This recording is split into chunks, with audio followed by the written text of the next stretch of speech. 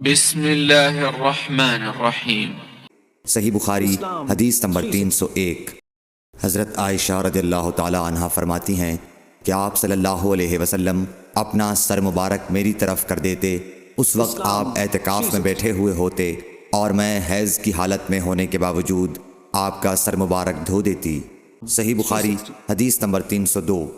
حضرت عائشہ رضی اللہ تعالی عنہ نے فرمایا، ہم ازواج میں سے کوئی جب حائضہ ہوتی، اس حالت میں رسول اللہ صلی اللہ علیہ وسلم اگر مباشرت کا ارادہ کرتے، آپ ازار باندھنے کا حکم دے دیتے باوجود حیض کی زیادتی کے، پھر بدن سے بدن ملاتے۔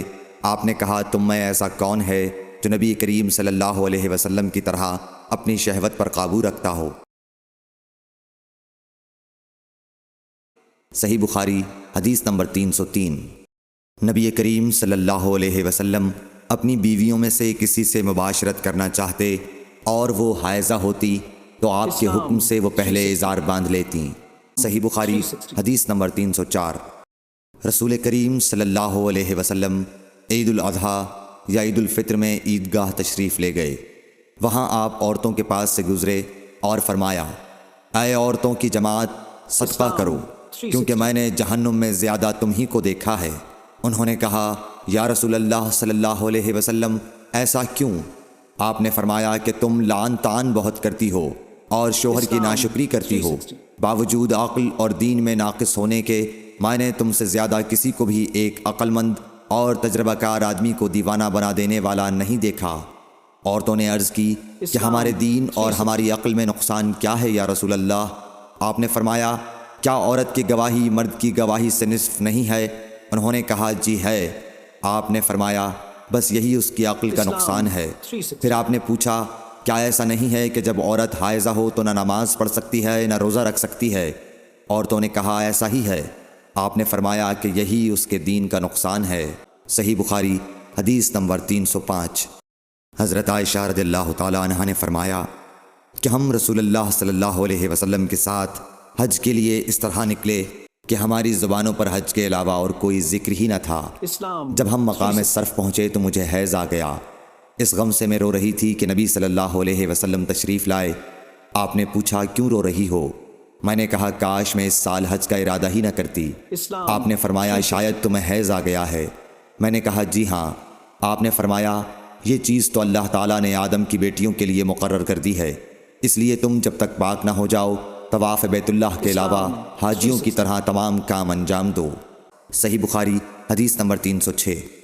فاطمہ ابی حبیش کی بیٹی نے رسول کریم صلی اللہ علیہ وسلم سے کہا کہ یا رسول اللہ صلی اللہ علیہ وسلم، میں تو پاک ہی نہیں ہوتی، تو کیا میں نماز بالکل چھوڑ دوں؟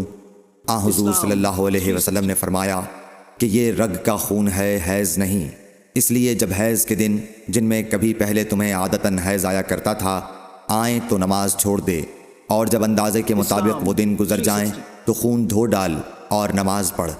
صحیح بخاری حدیث نمبر 307۔ ایک عورت نے رسول کریم صلی اللہ علیہ وسلم سے سوال کیا۔ اس نے پوچھا کہ یا رسول اللہ، آپ ایک ایسی عورت کے متعلق کیا فرماتے ہیں جس کے کپڑے پر حیض کا خون لگ گیا ہو؟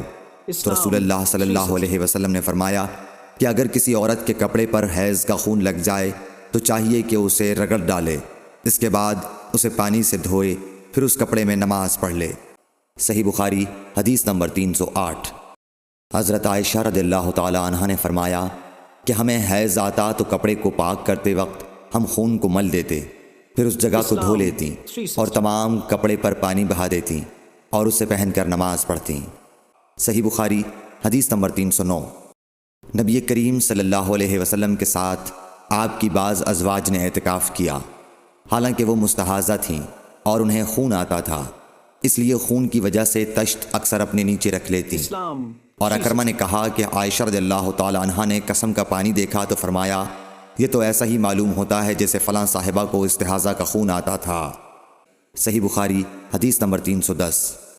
حضرت عائشہ رضی اللہ تعالی عنہ نے فرمایا کہ رسول اللہ صلی اللہ علیہ وسلم کے ساتھ آپ کی ازواج میں سے ایک نے اعتکاف کیا، وہ خون اور زردی نکلتے دیکھتیں، تشت ان کے نیچے ہوتا اور نماز ادا کرتی تھیں۔